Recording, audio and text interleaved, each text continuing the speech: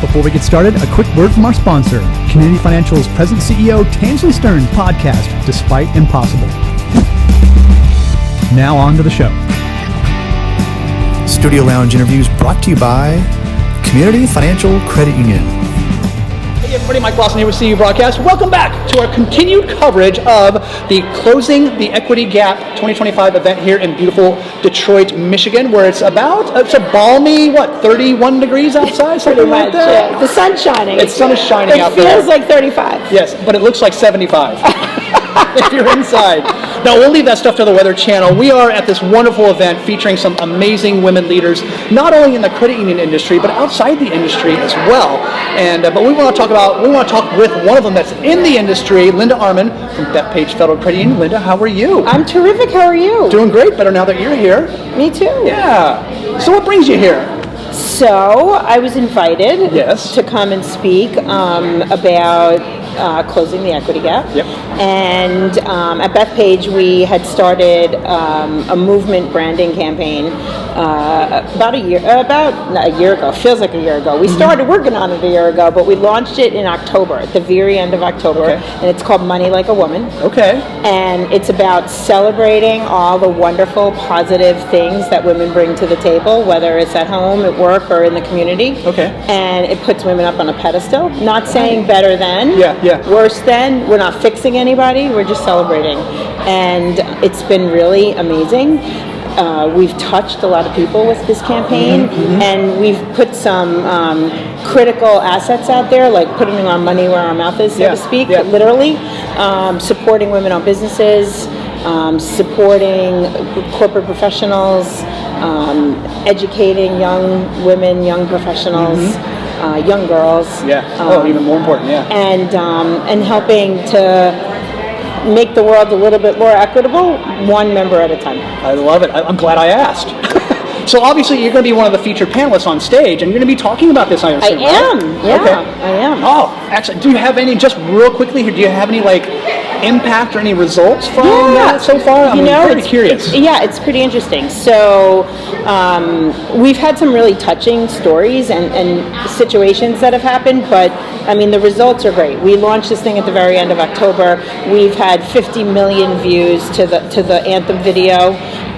We've had 500,000 unique hits to our website in the first couple of months, directly from seeing it on a commercial somewhere.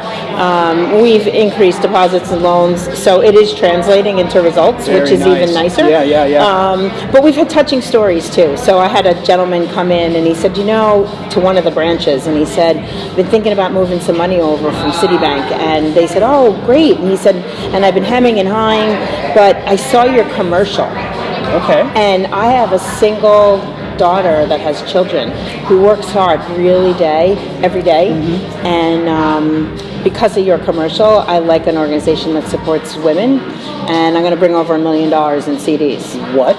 Yeah. So, and that's just one story. Wow. So it's touching people in ways that we didn't realize it would touch them. Yeah, you never know until you venture down the road with something like that. Because a lot of people said to me, well, what about the men? And I'm like, well, there's 51% of the population is women, and the other 49% is men who loves them.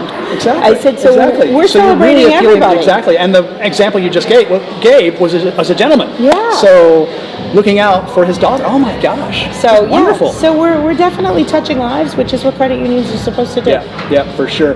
And so, what do you want to take away from this? I know you're going to be up there talking and sharing this story, which is phenomenal in itself. But what do you want to take away from this event?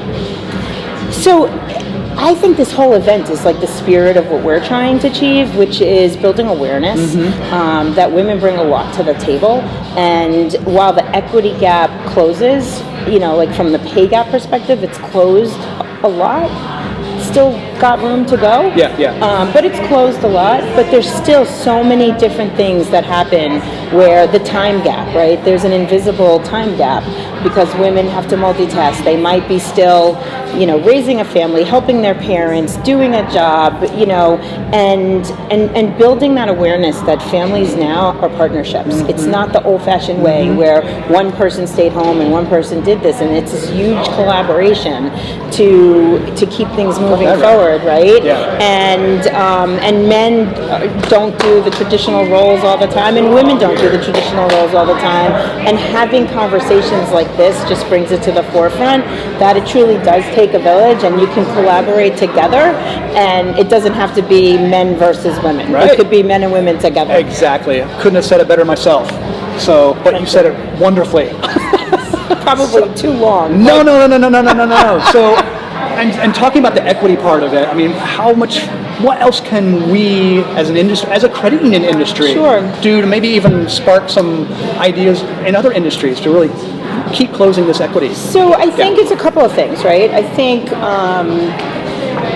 women hold probably 57% of the job market, but not the senior positions, right? And when you look at the C-level and you look at board positions, right? And how do you close the gap there?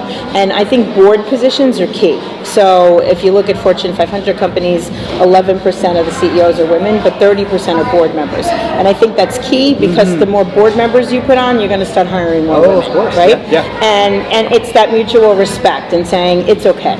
So I think we have to pay attention as an industry to how we select people on boards. And I'm not saying one is better than the other. I'm saying widen the pool of applicants, pick the best person, but try and equal things out a little bit so that you're giving everybody a shot to have different points of view and bring all those great things to the table. Because people think about things a little differently, and it's great. So build up boards, get some more CEOs, and then be role models for all the younger professionals coming up through the ranks. And I think that that's our responsibility. So that's why I like to do things like this, because I brought a couple of my young professionals with me to say, let me listen to this and let me see how I can make a difference going forward. Because we don't need to fix anybody. We just need to guide, coach, mentor. Exactly. Oh, love it. Good stuff here. Oh my gosh. I could talk to you all day, Linda. This is awesome. This is awesome stuff. So anything else to add before I let you get on? I know you're going to be on stage in a few minutes here. I don't want to keep you too long, but anything else to hear to add, because we're so thankful to have you here. No, I'm just so grateful to be here, and I'm looking forward to learning, because there's a whole bunch of other speakers besides me, and I soak this stuff up. I love learning from other people and just being a part of such a tremendous event. And Tansley always puts on quite a show. She does. And she brings together great people who will help educate everybody else. And you included. And me included. You included. Thank you so much. Well, thank you, Linda. Appreciate the time, and have fun up there on stage. I will. And thank you so much for sitting down with us for a few minutes. Well done. Thanks. Studio Lounge interviews brought to you by Community Financial Credit Union.